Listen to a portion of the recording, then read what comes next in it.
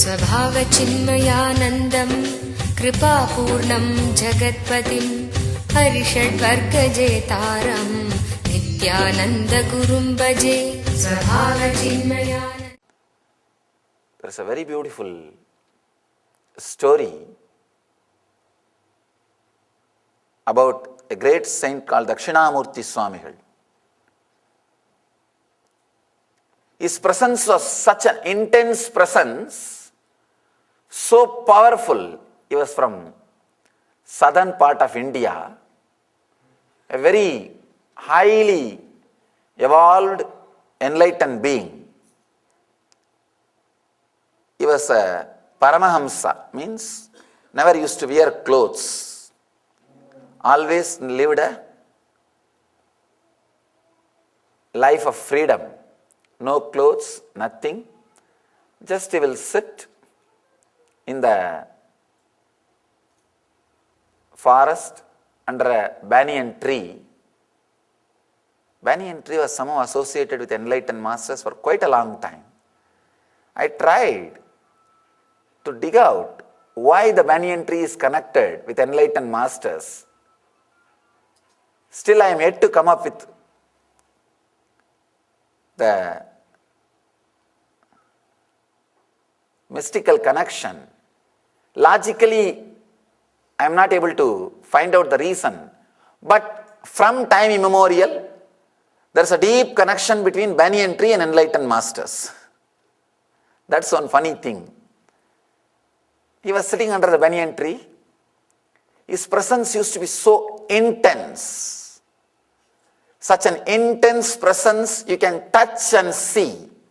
You can touch and feel God in His presence. Neither you need to talk nor He needs to talk. One of the court poet, each court will have a poet. In that country, one poet from the court, the official poet, sang 1,000 verses on that saint, saying that he is the greatest warrior. If you kill 1,000 elephants in the war, you will be given that title, the greatest warrior, and the 1,000 songs will be offered in praise of you. This poet sang that in that same meter, it is called Bharani. In the same meter, he sang 1,000 verses to that saint, praising the power or the heroic qualities of that master. When king came to know about it, his ego got hurt, because that king is the only guy who killed 1,000 elephants in the war. In that whole region, he is the only guy who had that song and title. Always the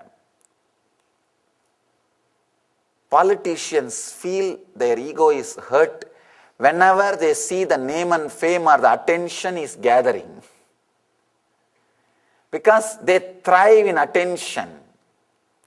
See, with the living masters, they do not thrive based on attention. If none of you are here, I will be doing the same job what I am doing now without moving my mouth. That's all. When I was sitting in my room, I am doing the same job of radiating the presence. Understand? My job is not done by the words which I am uttering. It is done by the presence. You may ask why I am uttering more words. Just to make you silent. If I am not talking, you will be talking. You will not receive. You will not be imbibing the subtle, mild work which I am doing.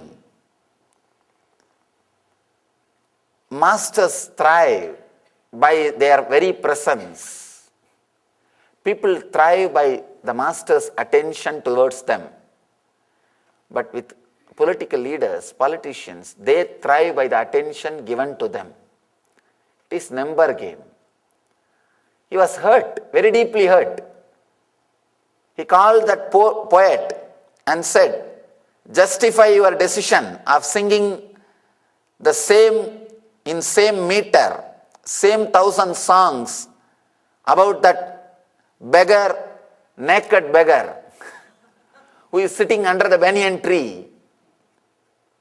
You sang 1,000 verses on him, singing his glory and his heroism. Justify, otherwise your head will be cut. Because that is the only key with which the kings are ruling the country. The poet said, I don't have any reason or justification. You can kill me, I have no problem, because I achieved what can be achieved by the human mind and the human body. This body and mind, what maximum peak it can experience, it has experienced already by his presence. In his presence, I have experienced the peak which I can have through this body mind. So now there is no use by this body mind. If you want, you can separate them, you can destroy them, I have no problem. But I can tell you one thing, because I ate your food, I wanted to tell one word. If you have time or little patience, try going and sitting in his presence only once. That's all I am saying. Nothing else. This guy, this king, fortunately, even though he was caught by ego, he heard many stories about enlightened beings in the earlier times, in the young age. That is one great thing in India. One great thing in India. Sometimes you may have a mood swing. You may have ego, arrogance, depression. But always, you know, corner of your mind, heart, the existence of enlightened beings is true. An existence of higher conscious state is true. If you work, you can have it. That trust will be there in all Indians who lived inside the villages or the area where the tradition is alive. Because from the young age, you will see hundreds of sadhus, the wandering mendicants, and you will hear hundreds of stories. You cannot escape or move away from the living spiritual tradition. Every street will have at least 2-3 temples. One beauty with the Vedic temples is, they are not just educating organization, they are energy centers. They are energy centers. When you go and come back, you have some experience added to your being. Not just words, no. It is not just the pulpit from where a preacher or a priest or a Swami can speak. He just speaks, no. It is an energy center. When you go in and come out, you carry something inside yourself. Something is added to you. Something is added to you.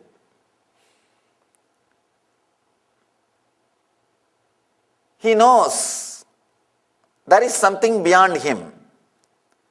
So he decides, all right, let me give a chance before killing this poor guy. After all, it's a 1-hour journey. He goes there. Now the story takes a new turn. It's such a beautiful, intense description. The king goes with his whole paraphernalia. Means ministers, the citizens, the leading citizens, all of them go there. There was such an intense, vibrating silence. Not only he, the enlightened being, was silent, even the tree was celebrating that silence. The tree was standing on the silence. It was rooted in silence. Its movements were celebrating the silence. The moment king entered the banyan tree's shadow, something happened in him. He goes near. He came with the idea of straight away shouting or questioning. But suddenly, understand, when you observe intense silence in master's body language, whether you want it or not, it will penetrate your inner space. People ask me many times, in India, 30,000-40,000 people sit and listen for 5-6 hours the public discourses and darshans, satsangs. At least it will be 3 hours. If there is some question answer or darshan, it will go more than that. In India, it is very difficult for that many people to sit silently because they are habituated only for political meeting. After 5-10 minutes, you can clap your hands and just get up and go, no problem. You need to give only attendance. But here, in our satsangs, it is not mobilized crowd. People ask me, and especially people who knows how difficult it is to create that mass and make them sit silently. They ask, for hours, 3-4 hours, how these people are sitting silently and listening intensely, and not a single person moves out. All I do is, before starting the discourse, I'll just sit like a stone for a few moments. Complete silence. When you are connected to somebody who is radiating intense silence, suddenly you will see the same silence is descending in your inner space and you are settling down. The transmission of silence happened between the master and the king. And king not only did not utter any word, forgot about any word which he wants to utter. Just all he received is one nod by the master, indicating sit. He just moved the head, sit. King sat. Master did not even utter the word sit. He just moved the head, meaning sit. He just sat. Because king sat, the whole army sat. And master again resumed, entered into the silence. The silence was so intense. Neither king wanted to break, nor he had the energy or guts to break. It continued for 1 hour, 2 hours, 1 day, second day. Of course, beyond logic, 1 week passed. 1 week over. Neither king felt the thirst nor hunger or the idea of time. Understand? You will have idea of time or boredom only when there is thoughts. When there are no thoughts, you won't have an idea of time or boredom. Time is defined by thoughts. When thoughts drop, there is no time. There is no time. And story says, after 1 week, master was so compassionate. He just moves his eyes, looks into the poet, his disciple, in a very jovial way. I think kingdom needs king back. To take care of the kingdom, he has to be there. He smiles. Suddenly, all of them come back to that normal mind or mood. They realized 1 week passed. There was no thought, no communication, no food, no water, no sleep, deep fulfillment, physically, mentally, and spiritually. Understand? If this is just a story, it would have been recorded. Because it happened, the king built a beautiful, huge temple again under this same banyan tree. We have a temple and a mutt near a place called Tiruvarur. It's called Dakshinamurthy Swamigal mutt. It is created by that king. Understand? Kings will not do anything unless it is their strong experience. It was such a strong experience. King turns and tells that poet, "Thank you for guiding me to him. Now all I wanted to tell you is 1,000 songs is too less for him. 1,000 is too less for him. Please add some more. Please add some more. Let you sing. I'll see that it is engraved in stone all over this temple." The whole thing is engraved on stone by that king all over the temple. That power, that intensity, that energy.